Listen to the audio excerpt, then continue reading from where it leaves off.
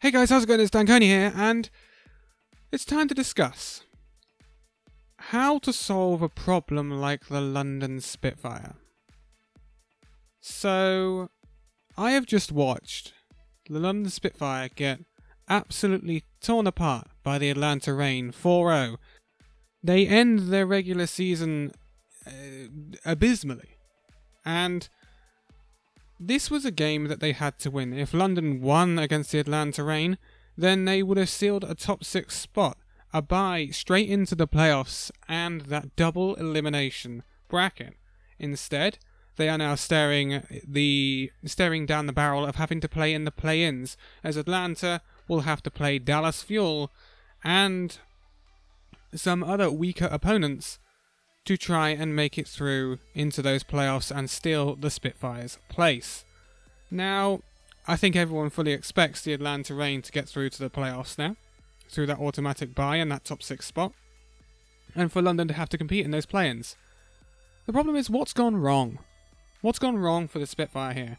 A 4-0 drubbing by the Florida Mayhem, a 4-0 drubbing by the Atlanta Reign, and an inability to clutch out a win over the Vancouver Titans that they really should have got in Stage 4. It's cost them heavily. Very, very heavily.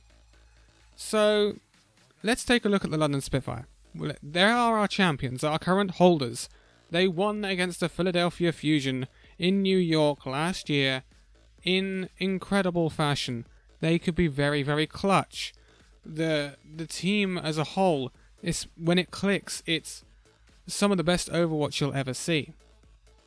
And I was scrolling through the reaction on Twitter from Spitfire fans mainly to the loss against the Atlanta Reign, and I see a lot of people saying, this is disgusting, we need wholesale roster changes for Season 3. I completely disagree.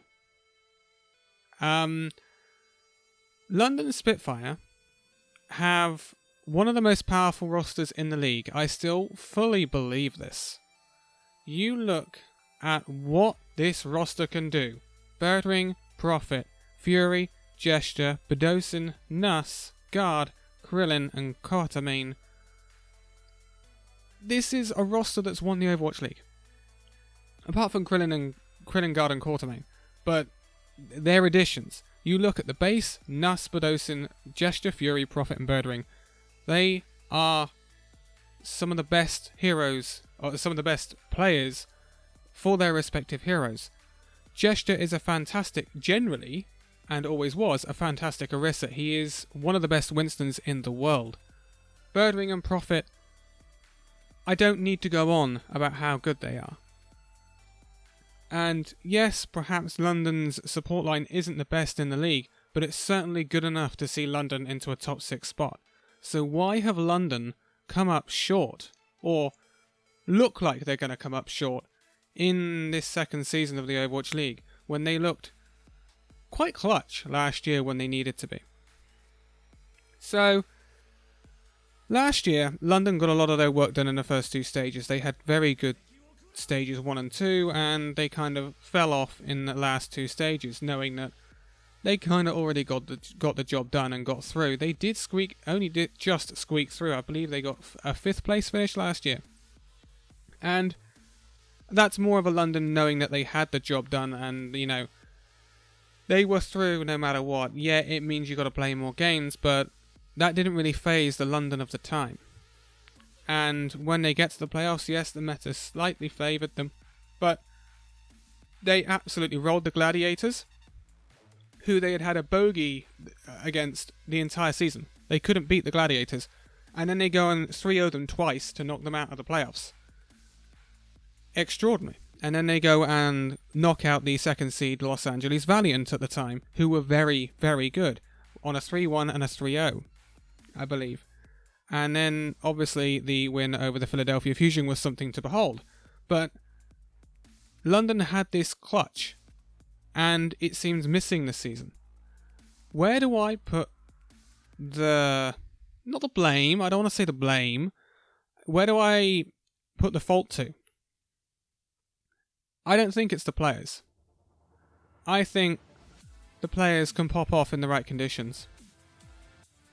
I think it's the back room for London Spitfire. So I'm going to go through a little bit of history here.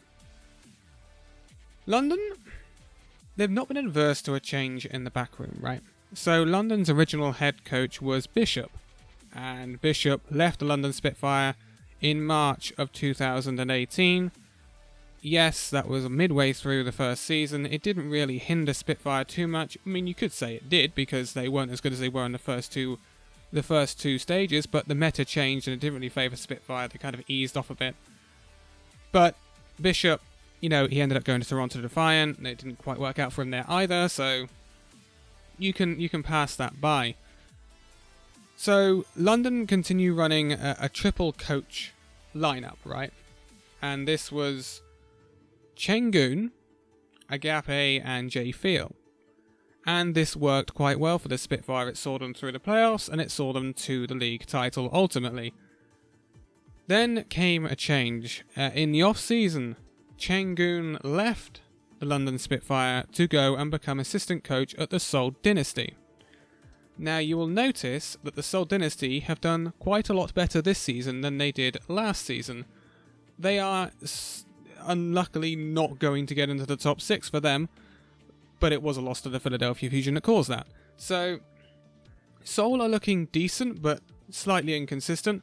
Not that much different to what London Spitfire looked like in the regular season last season. So Chengun, I've always thought is a very good coach.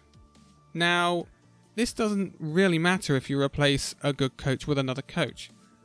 London Spitfire in the off-season did get in a new head coach, who ultimately would replace the position of Bishop, and this was Coach 815.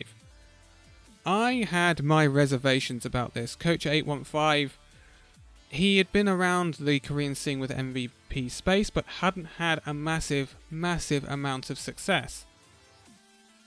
And then him working alongside Agape and Jay Field, we get through the first few stages of the 2019 season. Things aren't going brilliantly for London, let's be honest. They're not adapting to the GOATS meta very well.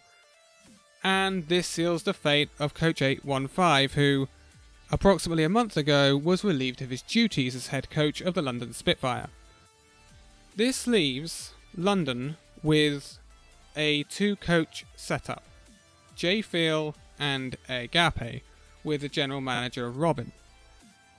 This is a disparity to the entire rest of the league. So I'm going to go through a few teams here. Let's start off with the New York Excelsior. New York Excelsior have 4 coaches. They have their head coach Pavane, and they have 2 assistant coaches in Zet and Imit, and then they have Garicha as a strategic coach.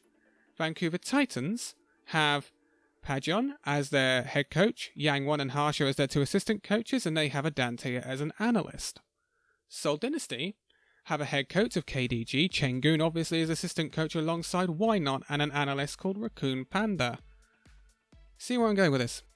San Francisco Shock, they have a head coach, Krusty, 2 assistant coaches of Junk Buck, 9K, and 2 analysts of Aligned and Messi.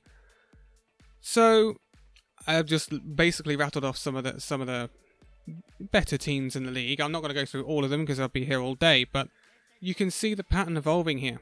London seem very, very understaffed in the back room, and I think this is showing. I think there may be a lack of creativity, a lack of coaches being able to be spread to certain players.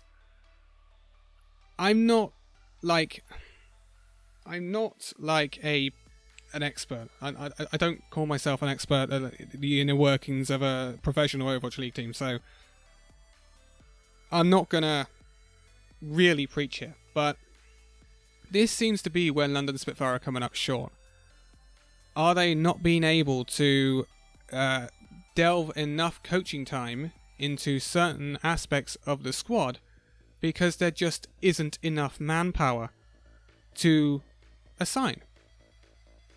Maybe if they had 2 more coaches or even just 1 more coach, they could assign 1 coach to the tank lineup, 1 coach to the DPS lineup, and 1 coach to the support lineup, and they could work on areas of improvement for each part of the team instead of spreading the coaching lineup very thinly across a roster spanning 9 players. So I think that is where the London Spitfire are coming up short. And this is why I think perhaps they're not coming up as clutch this season as they have been last season, because they don't have enough time to delve into that sort of coaching when they've only got 2 coaches. They've literally only got 2 coaches. And in some respects this is very disappointing, because London, as you will probably know, are owned by C9 or Cloud9, and you would think organisation of Cloud9's experience in the esports field would not have this sort of issue. And it's disappointing. Yeah, it's disappointing. What could they have done? Well, perhaps they struggled to find another coach, although a team of London Spitfire's calibre I wouldn't have thought would have struggled to find a coach. A head coach or an assistant coach or an analyst or anything. Or they could have kept Coach 815 on until the end of the season. Yeah, you may not have won the league, but perhaps you would have snuck a few better results than you have recently. The start of the stage was really good for London, but the loss against Florida was absolutely abysmal. The inability to clutch against the Vancouver Titans, when they had a 3-1 very, very clearly in their sights, very easily attainable, and they ended up losing it 3-2. And then obviously the capitulation against Atlanta Reign, it's really brought into question the backroom staff of the London Spitfire for me. And I don't want this to reflect badly on the players, because I really don't think it's the players' fault. I think London have got some of the best players in the league. It's just consistency from Spitfire has always been an issue, but this season it's really been highlighted, especially nearer the end of the season.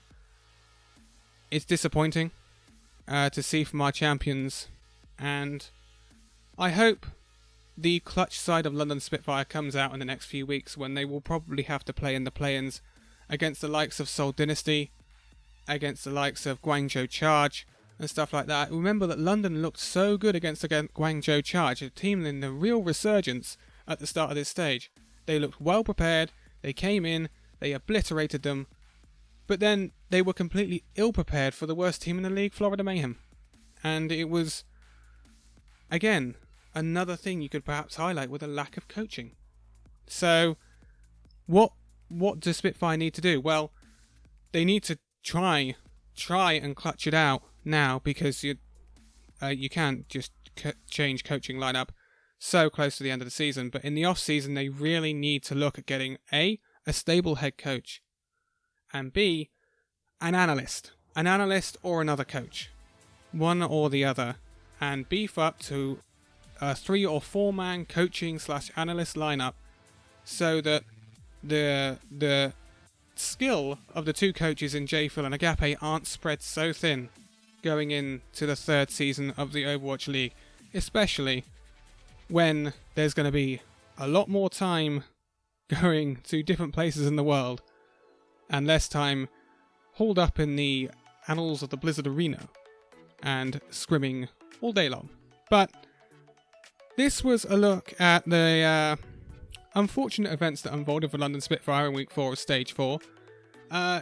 Definitely some reflection needed by C9 and London Spitfire on the coaching lineup, I think.